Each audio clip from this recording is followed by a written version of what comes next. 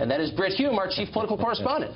So, Brit, what was the point of this? Well, I think the point of it was to give Sessions a chance to clear his name, which had been dragged through the mud over a period of months now by various leaks and suggestions and innuendos, including the most recent batch from James Comey himself, who, by the way, did not have a good day today.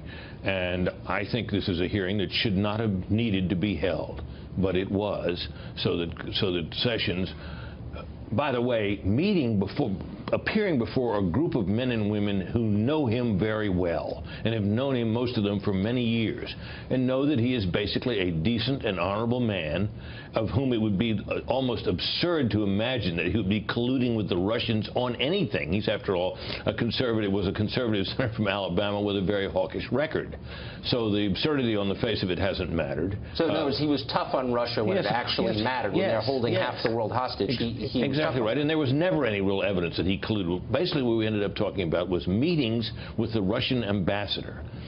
It's possible to think of things more commonplace in Washington than officials and members of Congress meeting with the Russian ambassador, but it's not that easy. The Russian ambassador has, for many, this man and his predecessors have been around town for years. They meet with all kinds of people. The last time I was in the Senate dining room was some years ago. The Russian ambassador was in there having lunch with Dianne Feinstein. I never gave it a second thought, and why would I? Such meetings happen all the time. They mean nothing. And I noticed your previous guest was referring to the ambassador as the chief spy master. I don't think he's the chief spy master. He looks like the chief lunch haver to me. So I guess what I object to is in effect, the criminalization of policy differences. So the idea that if you're against sanctions on Russia, and there are reasons to be against them, that somehow you're doing the bidding of Vladimir Putin. Like, can't you have a legitimate disagreement without accusing someone of treason?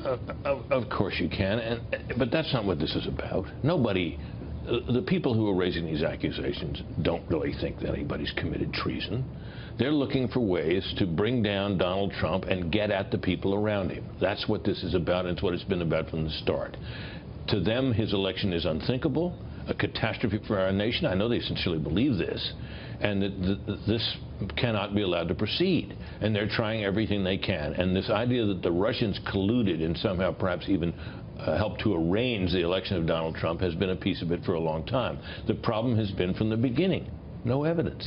Evidence of Russian attempts to intervene in the election, to influence the election, have been present everywhere. Evidence of collusion with Donald Trump and the people around him has been in very, very short supply, to the point now where you notice that the collusion story is sliding away from us now. We're not hearing that much more about it. They got nothing out of this today. They didn't get anything on collusion out of Comey either. So now we're talking about, well, maybe there was obstruction of justice, you see, in the firing of Comey.